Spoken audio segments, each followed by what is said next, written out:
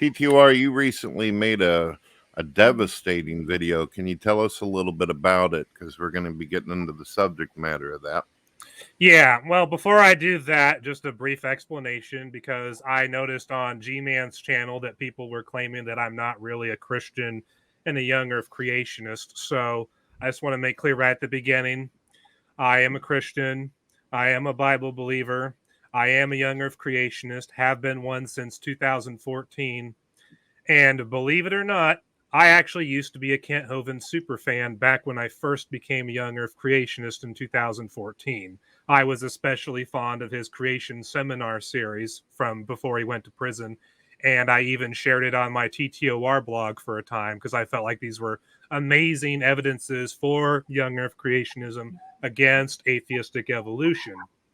But then in 2015, after he got back from prison, or right before he got back from prison, I should say, I noticed he started teaching that repentance is not a salvation issue and that's a work that man does after he's saved, even though there are multiple passages in the New Testament that point blank say repentance leads to salvation.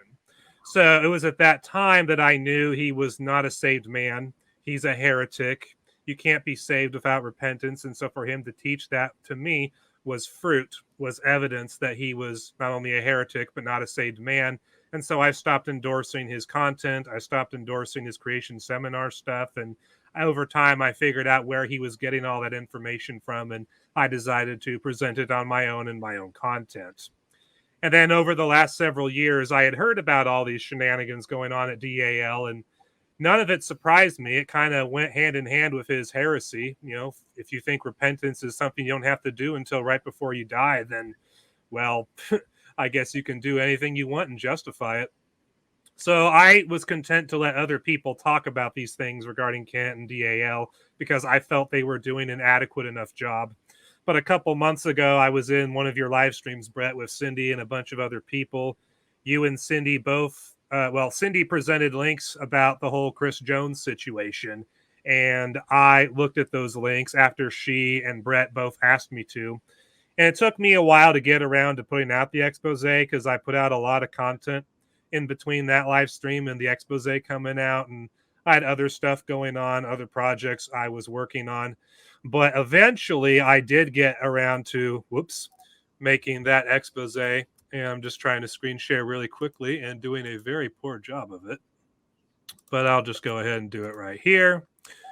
Got it. And then just want to show the expose on screen so that people know where to find it.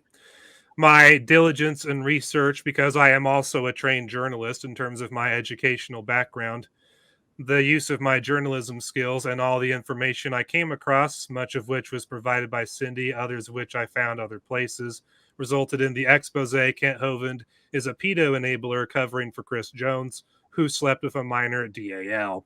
And of course, I think both sides of the issue have been presented by all the people who've criticized Kent over the years, as well as some of Kent's recent appearances here on Brett's channel.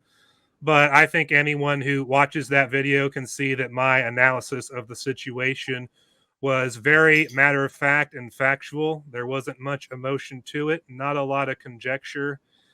We got Kent's testimony on Brett's channel in multiple videos. You got the legal documents, People versus Jones, which is the court case where we see what Chris Jones was convicted of, showing that he was indeed still is a registered sex offender in South Carolina.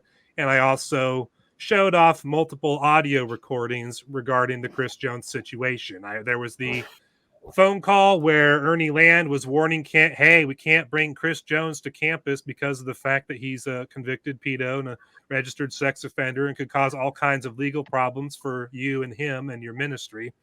And then I showed another audio recording where Paul Hansen reported to Kent that Chris was found sleeping in bed with Zaire.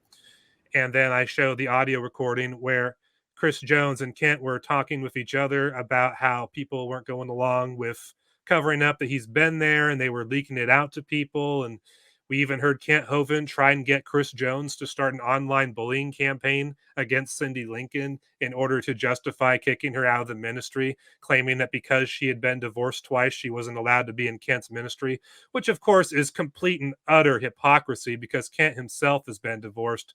So if he had actually rolled forward with that, he actually would have been a complete monster and hypocrite because he would need to excuse himself from his own ministry on that standard. But I don't think he would follow his own rules, to be honest. So